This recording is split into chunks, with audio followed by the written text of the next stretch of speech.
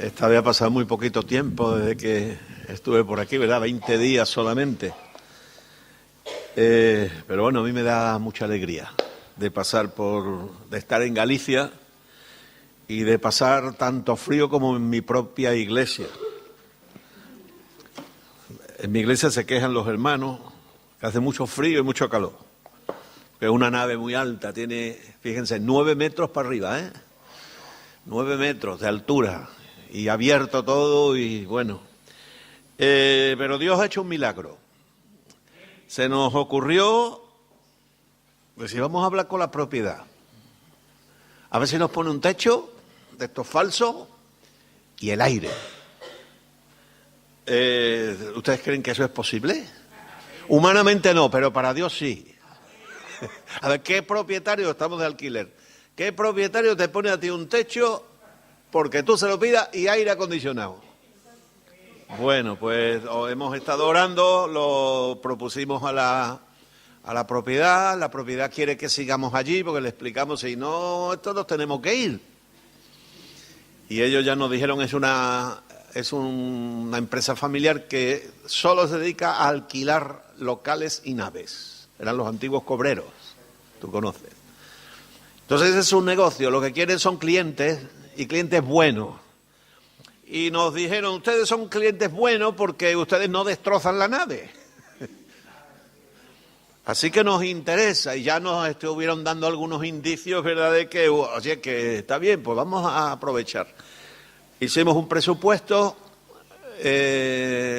bastante alto, 27.000 euros. Claro, ellos han llegado, ninguno de ellos se llama Paco, pero rebajas saben hacerla. Y claro, le habían metido el suelo no se lo pone, eso no. Le vamos a poner el techo, nos dicen el otro día. El aire lo ponen ustedes. Y ya viene ahí el pastor a llorar. Saben ustedes que los pastores sabemos llorar bien. No, mire ustedes. No podemos, nosotros no tenemos para poner aire. Y si no tenemos aire, el techo no nos vale para nada. Así que tenemos que llegar a un acuerdo. Y ya abrieron un poquito de eso. Y aunque todavía no me han dado el sí definitivo, pero yo sé que va a ser que sí.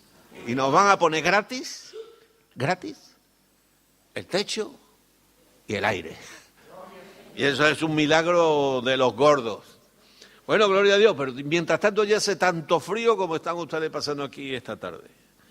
Así que dentro de poco estaremos mejor y en el verano es horroroso allí, también.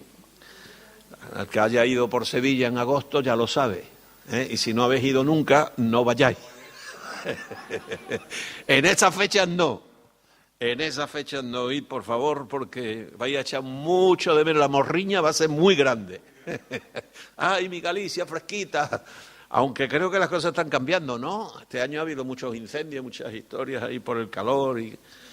Bueno, vamos a la palabra de Dios. Yo estoy contentísimo de estar con vosotros. Galicia es bella, húmeda, mojadita, pero bueno, gloria a Dios, el agua es vida, por eso hay tanto verde. Vamos a abrir la Biblia en la carta del apóstol Pablo a los filipenses. Lo que quiero es dejaros esta tarde es un texto bíblico que os anime. ¿Necesitáis ánimos? ¿Hay alguien decaído? Alguien flojo, así que esto de ser cristiano no sé si merece la pena, esta iglesia, todo ese tipo de... Yo los tengo, entre los míos siempre hay alguien desanimado, alguien decaído, ¿verdad? Y siempre estamos diciéndole a los hermanos que lean más la Biblia, que oren más, que busquen de Dios, porque la solución a todos los problemas no la tenemos los pastores. Sí tenemos... para poderte decir dónde está la solución. La solución está allí. ¿Dónde? En la búsqueda de Dios. Tú busca a Dios y verás cómo Dios te responde. Yo no puedo resolver los problemas económicos de la gente, ni los problemas de enfermedad de la gente, ni los problemas de falta de trabajo de la gente, ni los problemas que tienen los matrimonios. No puedo resolver nada. Pero puede decirle, mira, si buscas a Dios, Dios no falla. Dios responde. Y su palabra es un tesoro de sabiduría, de buenos consejos. ¿Saben qué pasa? Que primero, que no siempre la leemos. Segundo, si la leemos no siempre la entendemos. Si la entendemos no siempre la obedecemos. Y entonces, aunque la palabra tiene la clave para todo, pero es como la medicina, si no te la tomas y te la tomas adecuadamente, no te sirve. Hace falta la medicina correcta, no te puedes tomar, yo qué sé, una cosa que es para una cosa para otra. Tiene que ser la que el médico te prescribe. Ahí sí los pastores somos un poco los médicos. Digo, mira, lo que necesita es esta medicina. Pide perdón. Lo que necesita es esta medicina.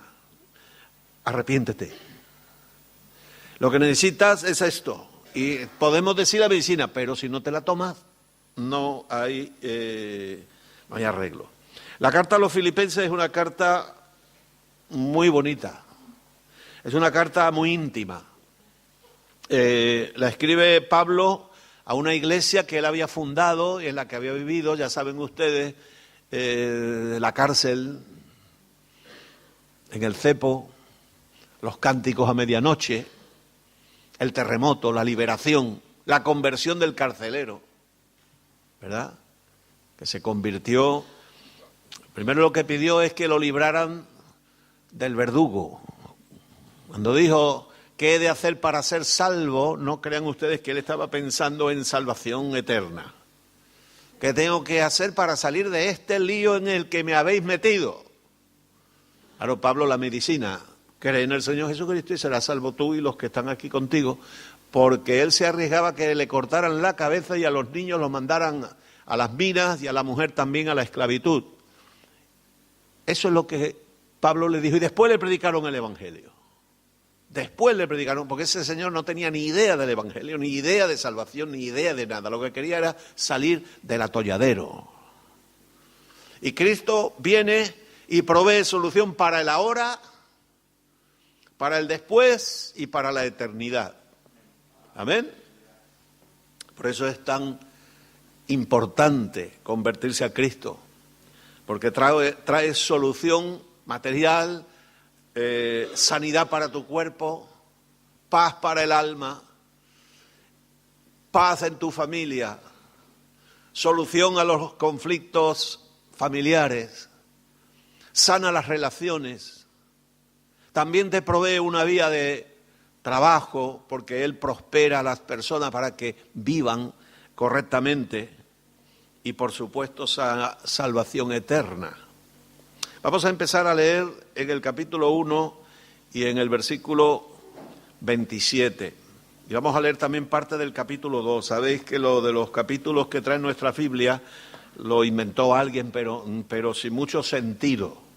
Entonces, cuando en nuestros seminarios enseñamos a las personas a leer la Biblia, a veces decimos, mira, olvídate de los capítulos y de los versículos. Y lee, por ejemplo, si esto es una carta, esto no tenía ni capítulos ni versículos. Y ninguno de los libros de la Biblia tenía capítulos ni versículos. Entonces eso se hizo para encontrarlos bien y para, de alguna manera, repartirlos. Pero lo que tenemos que buscar son los bloques de pensamiento. Y aquí vamos a leer desde el versículo 27 del capítulo 1 hasta el versículo 4 del capítulo 2. De todas maneras, yo os recomiendo que leáis la carta completa de un tirón, esta noche, mañana, leedla entera, por favor. Os va a edificar mucho. Yo creo que la mayoría habréis leído la carta a los filipenses alguna vez en la vida, ¿verdad que sí? ¿Sí? El pastor la ha leído. Dice así: solamente os ruego que os comportéis como es digno del Evangelio de Cristo. Este pasaje que estamos leyendo está contenido entre dos exhortaciones muy interesantes, muy importantes. Una es esta: solamente os ruego que os comportéis como es digno del Evangelio de Cristo. Y la última, que es el otro paréntesis, dice: no busquéis vuestro propio provecho, sino el de los demás. Y todo está contenido ahí, lo que vamos a leer hoy, en lo que vamos a meditar. Sigue diciendo que, bueno, esto lo pide para que sea que vaya a veros, o que esté ausente o oiga de vosotros, que estáis firmes en un mismo espíritu. Una de estas botellitas es para mí, ¿verdad?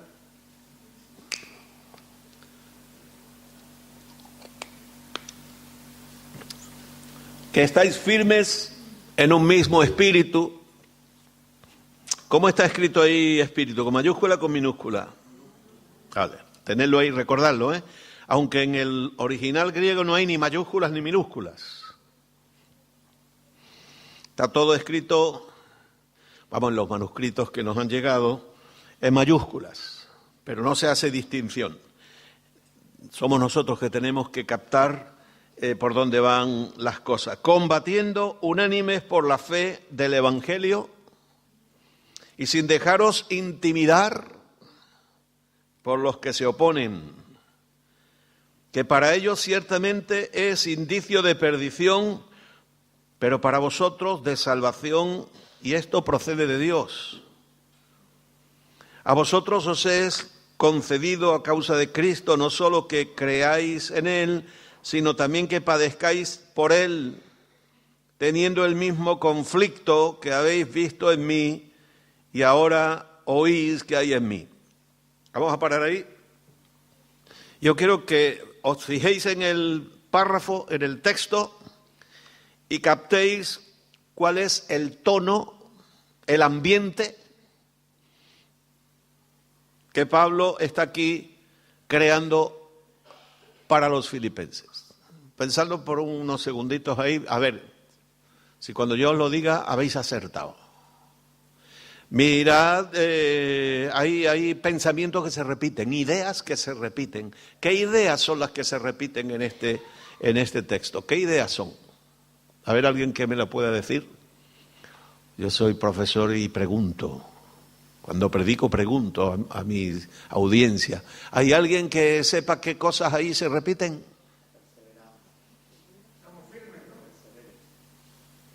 Eso lo dice una vez. Cosas, lo que ahí se va repitiendo, una idea que se va repitiendo. ¿Cuál es? Quiero que penséis, que reflexionéis, porque esa es la manera de leer la Biblia, reflexionando, meditando, averiguando. A veces leemos el texto y no nos hemos enterado de nada. No hemos captado la idea. ¿De qué está hablando? Vale, el hermano ha acertado ahí. Conflicto, persecución, contradicción, ¿verdad? ¿Sí o no? Eso es lo que ahí está repitiéndose permanentemente. Habla de un combate. Firmes en un mismo espíritu, pero combatiendo. No os dejéis intimidar, si se dice eso es porque hay alguien que viene a atemorizarnos, no es cierto. Hay un combate. Pablo estaba en prisión cuando escribe esta carta. O sea que él sabía lo que era ese combate. Sabía lo que era la contradicción, sabía lo que era la persecución, sabía lo que era que el enemigo centrara en él todos sus ataques. Y lo que quiero que con esto es que nos demos cuenta de una cosa, hermanos, porque es la clave. La Iglesia siempre ha estado en guerra, siempre ha estado combatiendo. Cuando la Iglesia no combate, la Iglesia es vencida. ¿Quién combate contra la Iglesia? Son los grupos LGTBI, es el gobierno, es Podemos, es el partido tal, el partido cual, es la Iglesia Católica Romana, es el Islam. ¿Quién combate contra la Iglesia? El diablo. Lo dice Pablo. No tenemos guerra contra carne ni sangre, sino contra potestades en los aires. Ya después le dice, tenéis que armaros de toda la armadura de Dios. Estamos en guerra, hermano, estamos en combate. Y es muy importante, hermano, porque todo lo que va a venir después está encuadrado en ese combate. Si el diablo nos ataca como iglesia, y si el diablo te ataca a ti individualmente y ataca al que está a tu lado y ataca al otro y a cada uno de nosotros, y de manera muy especial los que estamos en liderazgo, ¿qué tenemos que hacer nosotros? Aparte de vestir las armaduras, ¿qué tenemos que hacer? Quiero una respuesta.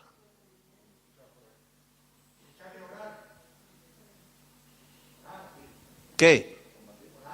Sí, pero ¿cómo se combate? Sí, ¿tú solo? Tenemos que unirnos. Tenemos que unirnos. Ningún ejército combate cada soldado por su cuenta. Es que es importante, hermano, porque la guerra es con el diablo y sin embargo estamos discutiendo entre nosotros. Estamos peleando entre nosotros.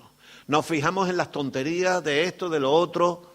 A mí se me acaban de ir 3 hermanas de la iglesia por unas diferencias doctrinales fuertes, ¿verdad?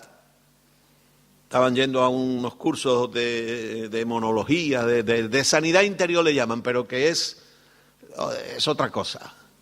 Claro, yo tuve que decir, mira, esto no es bíblico. Esto no es bíblico. Dice que los diablos, los demonios se odian entre ellos.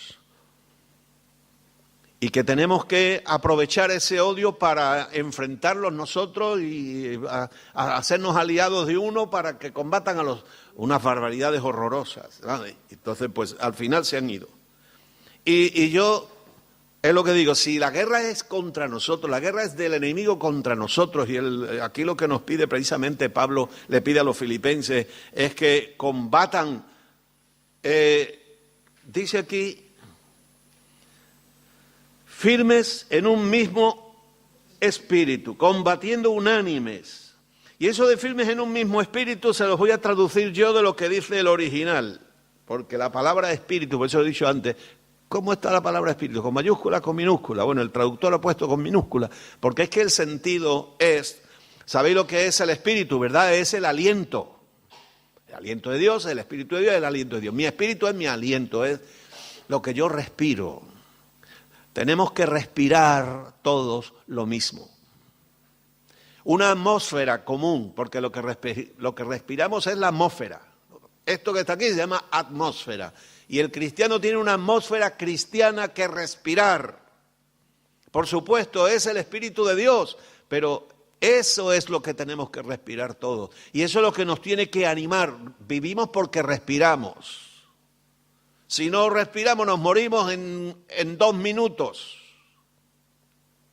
Entonces, el cristiano, sabiendo que el diablo está por destruirnos, esta iglesia está como la mía, y como la de al lado, y como la otra, y como la otra, y como miles en el mundo, está en el punto de mira, en el objetivo del diablo. El diablo quiere destruir las iglesias evangélicas, tiene múltiples estrategias, pero una de las fundamentales es el desunir al pueblo de Dios, sembrar discordia, sembrar murmuración, sembrar descontento. Si ustedes supieran, bueno, igual lo saben, yo no lo sé si lo saben o no lo saben, pero por las razones que algunas iglesias se dividen,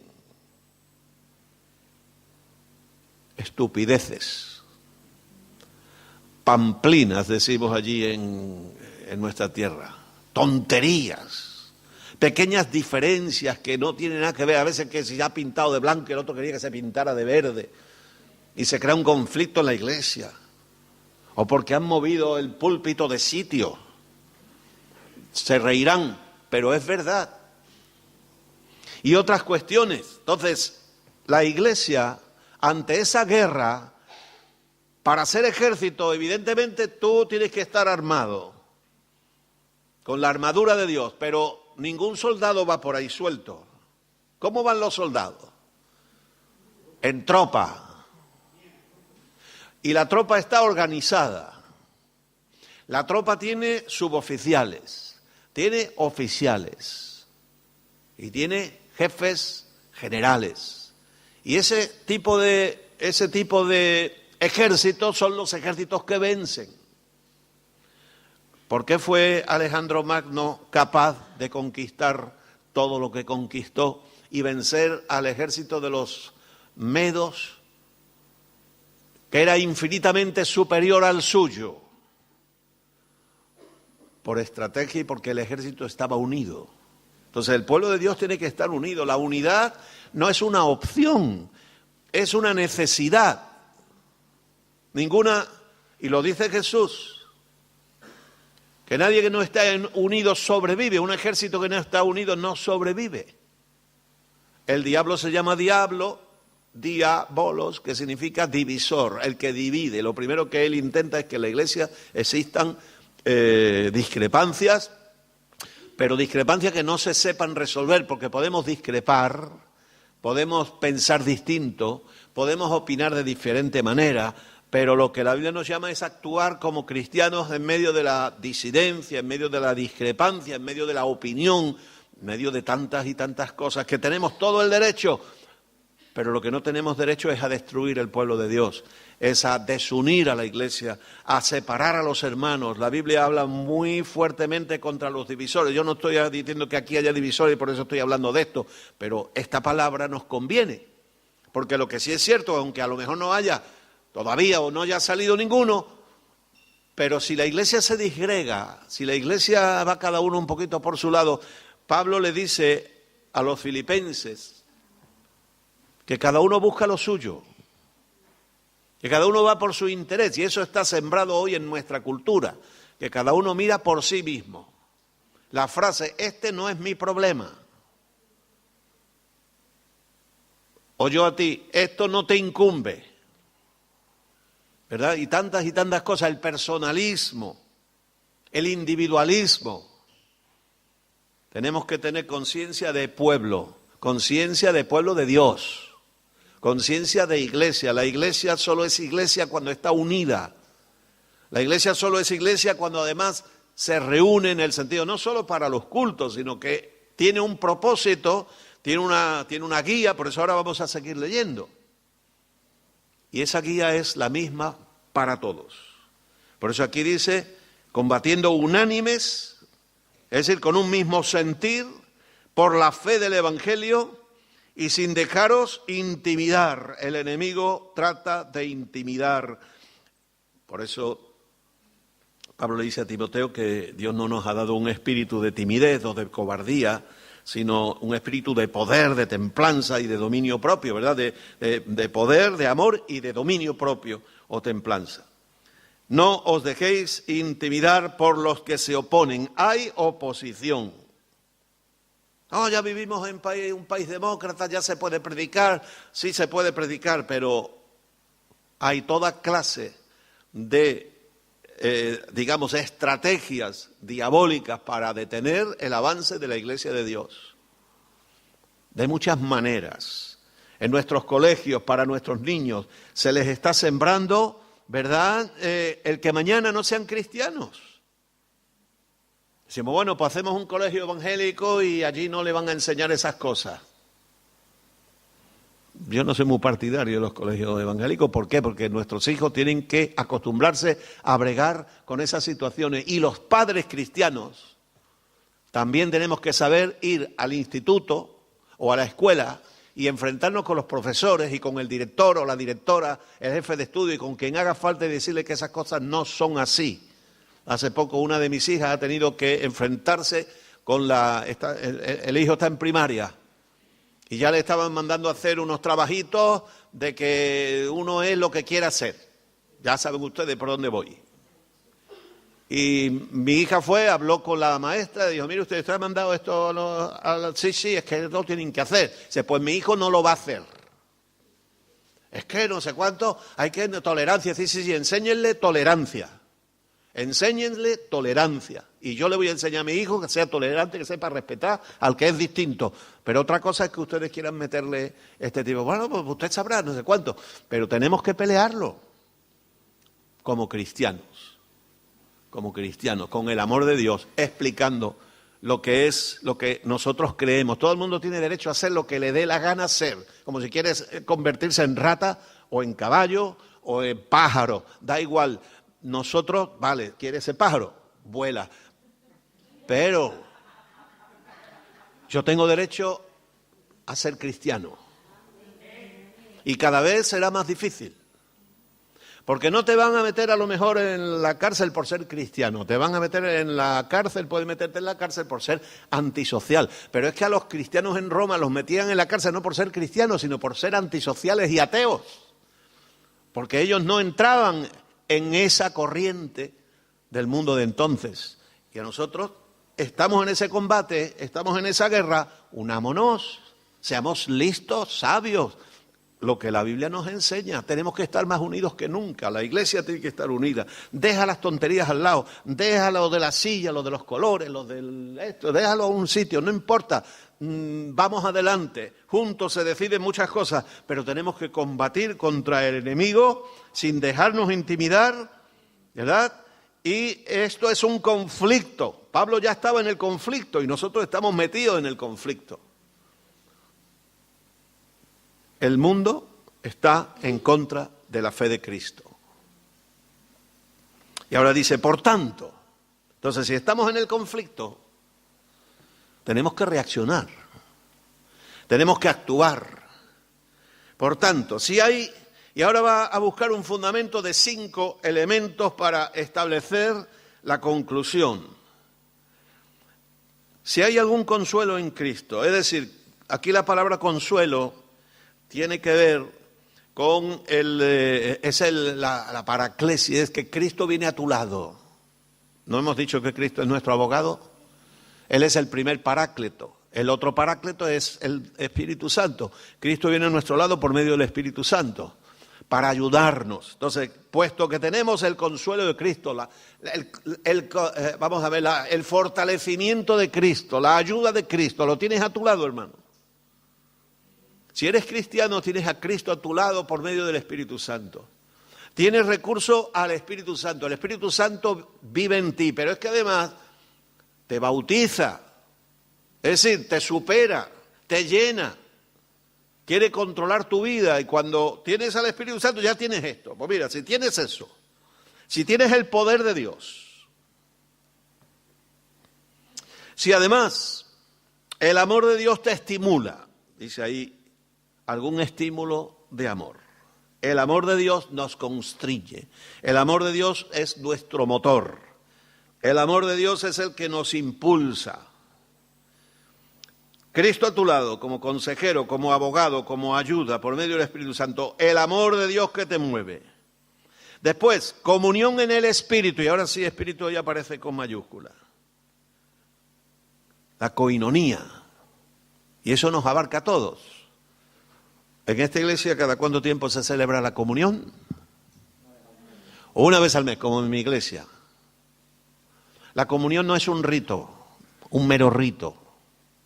La comunión es un momento donde la iglesia se reúne para darle gracias a Dios, por eso es la Eucaristía, es la comunión. Es decir, que estamos todos juntitos, pero sabiendo que formamos parte de una sola unidad. Porque ese pan que partimos representa a Cristo, a un único Cristo. No hay un Cristo para los bautistas y otro para los pentecostales, y uno para los pentecostales de Puerto Rico, y otro para los de España, y uno para los de Sevilla, y otro para los de Madrid. Solo un Cristo. Ese es el nuestro. Y no hay un Cristo aquí para los que les gusta la iglesia de una manera y para los que les gusta de otra. El Cristo único es para todos nosotros, sea cual sea nuestra condición, nuestro pensamiento, nuestra ideología, nuestro todo. Ese es el único que tenemos, es que no hay otro. Y ese es el que salva. Ese es el que nos ha salvado. Ese es el que está al lado mío y también al lado de aquel que a ti no te cae bien. Por eso tienes que arreglarte con el que no te cae bien, porque te lo dice el Señor. Entonces, comunión del Espíritu. También, afecto. ¿El amor no es afecto? Sí, pero el primer amor, ese que hablaba ahí al principio, es el amor que viene de Dios. Y el afecto es ese que surge de nuestra amistad, de nuestro compañerismo, y además dice que tiene que ser entrañable, que salga de las tripas, es lo que dice el original, de las tripas. Claro, cuando se habla ahí de las tripas, es es una metáfora, una figura literaria. Pero lo que quiere decir, no, cuando hablamos de cosas viscerales, es decir, no debe ser algo superfluo. Porque si es superfluo no es tal, no es afecto verdadero, es una apariencia, es buenos modales, que son buenos los buenos modales, pero que no se quede ahí. Tiene que ser real, que tú quieras al que está a tu lado, que sientas. Y es muy importante, cuando formas parte de una iglesia, tienes que, no solamente eres miembro inscrito en una iglesia, porque eso al fin y al cabo es algo administrativo. Tú tienes que sentirte parte de la iglesia, tú tienes que sentirte integrado en la iglesia, tú tienes que sentir que la iglesia es tu familia, es lo tuyo, pero tú y todos los que están ahí. Antes hablaba antiguamente, ahora ya no, el lenguaje correcto ya no se puede decir esto y tampoco está bien que lo diga, pero lo voy a usar a nivel ilustrativo. Antes, o sea, el hijo tonto de la familia. Había a lo mejor un chaval que había salido un poquito perjudicado, pero se le quería y se le amaba. Y en la iglesia, pues a lo mejor hay alguno que está más torpe, espiritualmente estoy hablando, espiritualmente, más atrasado, menos maduro, pero esos también son parte de la iglesia. Y a veces, bueno, es que el fulanito, es que la hermana, es que no es maduro, que... Bueno, son parte de la iglesia. Todos los hermanos y las hermanas son parte de la iglesia. Y por eso dice Pablo también en algún lugar, ¿verdad?, que lo más honroso cubra a lo menos honroso. 1 Corintios 12, ¿verdad? Y lo que es menos aparente, pues que también quede protegidito por el resto del cuerpo. La iglesia tiene que ser así. Entonces, hemos dicho Cristo abogado, el amor como estímulo, la comunión en el Espíritu que nos une, el afecto entrañable, la misericordia. La misericordia es lo que hoy el moderno se llama empatía. Tú puedes sentir lo que siente el otro, ¿verdad? Es un corazón que siente el dolor ajeno. Si un miembro se duele, todo el cuerpo se duele. Si un miembro se alegra, todo el cuerpo se alegra. Por eso dice Pablo a continuación, completad mi gozo. Y ahora viene eso, puesto que estas cosas se dan entre nosotros como cristianos que somos y porque el Espíritu Santo se mueve con libertad, entonces tenemos que sentir lo mismo, tener los mismos sentimientos, ¿verdad? Que nuestro corazón, nuestra sensibilidad sea similar la de unos con otros. A lo mejor piensas distinto, pero sientes lo mismo. Dice aquí, teniendo el mismo amor, misma calidad de amor, mismo nivel de amor. Unánimes. Unánime significa que nuestra visión es la misma. O sea, significa con un alma. ¿Y el alma qué es? ¿El alma de la iglesia qué es? El alma de la iglesia es ese propósito que la iglesia sabe que tiene, y toda iglesia tiene que tener definido cuál es el propósito. ¿Por qué están ustedes en Vigo? Porque a veces pensamos de la iglesia que es algo para mí, a mi favor. La iglesia está para servirme a mí. Pero esa no es la visión de la Biblia de la iglesia. La iglesia está para afuera, para servir al mundo, para predicar el evangelio allá donde no se predica. Sí, también, porque son muchas las funciones de la iglesia, también para hacer familia, para cuidar de las ovejas, para hacer que juntos podamos llegar a esos objetivos o a esos propósitos de Dios que son la gran comisión, que a algunos se les ha caído la fe. Si se le cae la fe a la gran comisión, ¿qué queda? La gran omisión. Y para algunos ahí se ha quedado, han perdido la fe. Otros han perdido la fe. Pero la fe en este caso. La gran comisión es el propósito de la Iglesia: ir y predicar el Evangelio a toda criatura, ir y hacer discípulos a todas las naciones, a todas las etnias del mundo, ir, ¿verdad?, ser testigos hasta lo último de la tierra. Esa es la gran comisión. Entonces la Iglesia no es un ente que existe solamente para bendecirme a mí, sino es un lugar donde yo bendigo, donde yo aporto. Una de las hermanas que se nos ha ido ahora decía que es que ya no crecía más, que quería seguir creciendo y que ya no crecía más.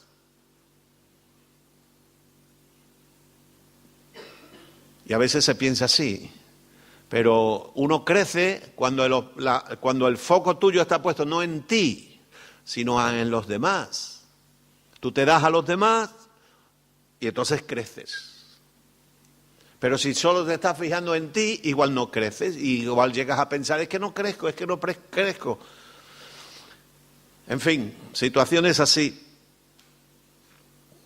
El mismo amor, unánime, sintiendo una misma cosa.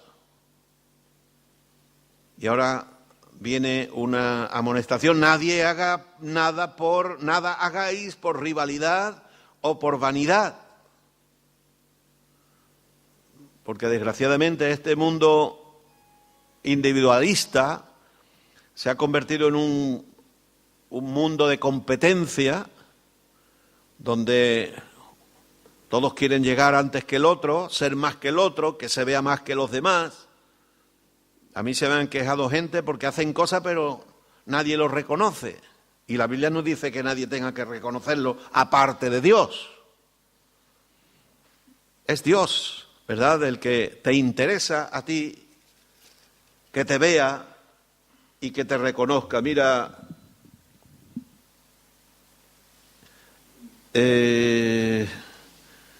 dice: el que se gloría, gloríese en el Señor. No es aprobado el que se alaba a sí mismo, sino aquel a quien Dios alaba. Y nosotros lo que buscamos es la alabanza de Dios. Que Dios te apruebe, que Dios esté contento contigo. Hay muchos trabajos en la Iglesia que son muy anónimos, que nadie los ve, pero que son imprescindibles, que son necesarios. Gente que ora y que no va diciendo por ahí lo mucho que ora por todo el mundo, pero gracias a esas oraciones la Iglesia va adelante, ¿verdad? Y hermanos salen adelante y todo ese tipo de cosas. Nada hagáis por rivalidad. No es una carrera a ver quién gana. No, la vida cristiana es una carrera, pero en otro sentido. No en la Iglesia que a ver quién llega primero para obtener el mejor puesto, la mejor valoración, etcétera, etcétera, etcétera. Ni por vanidad. La vanidad es, la palabra lo dice, es un vacío. No hay nada, pero uno se lo cree, ¿verdad? Uno se lo cree. Antes bien, con humildad, estimando cada uno a los demás como superiores a sí mismo. Eso es complicado. Si es al revés, como siempre hacemos. Si es al revés, como actuamos. No, yo soy más. Pero aquí dice que no es así como funciona, que es estimándose cada uno o cada uno a los demás como superiores a sí mismo. Y por eso dice: no busquéis vuestro propio provecho, sino el de los demás. Porque la Iglesia es un lugar de servicio. No es un lugar de ser servido. Jesús mismo lo dijo: yo no he venido para ser servido, sino para servir. ¿Qué ocurre? Que la Iglesia sí es un lugar como que donde cuando uno llega, llega como un bebé. Y a los bebés se les sirve. Y cuando el bebé crece, pasa a ser niño, y a los niños también se les sirve, pero se les empieza a enseñar. ¿Amén? Yo tengo ganas de reunir a los míos para dar algunas lecciones a los padres, porque hoy parece que hay esas teorías, yo no sé cuántas, yo he sido profesor, no sé cuántas teorías pedagógicas, todas diferentes, todas distintas. Son muchas. Y se experimenta hoy con nuestros hijos.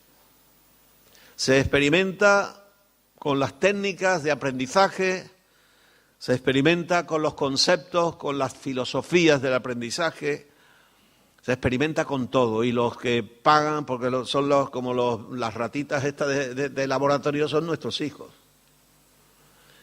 Yo he tenido que enseñarle a uno de mis nietos a dividir, porque le están enseñando a dividir de una manera muy rara que yo no lo entiendo tampoco. He tenido que enseñarle a como lo hacíamos hace 50 años, ¿verdad? Pero sabe dividir ahora. Yo me acuerdo cuando se puso de moda la teoría de los conjuntos. No sé si hay aquí algún matemático o alguien que le tocara estudiar la teoría de conjuntos. Eso lo hicieron para todo. Lo metieron, eso forma parte de lo que se llama el estructuralismo, y lo aplicaron a los idiomas, lo aplicaron aquí, lo aplicaron a las matemáticas. Fue horroroso. Al cabo de unos cuantos años desecharon eso, pero toda una generación de estudiantes no había aprendido nada de matemáticas porque era muy complicado, era filosofía pura. Entonces, nosotros también a veces sucumbimos a esas teorías que nos meten en la tele, los psicólogos. Yo no estoy ni contra la tele, ni contra los psicólogos, todo es, como dice la Biblia, examínalo todo, quédate con lo bueno y rechaza lo malo.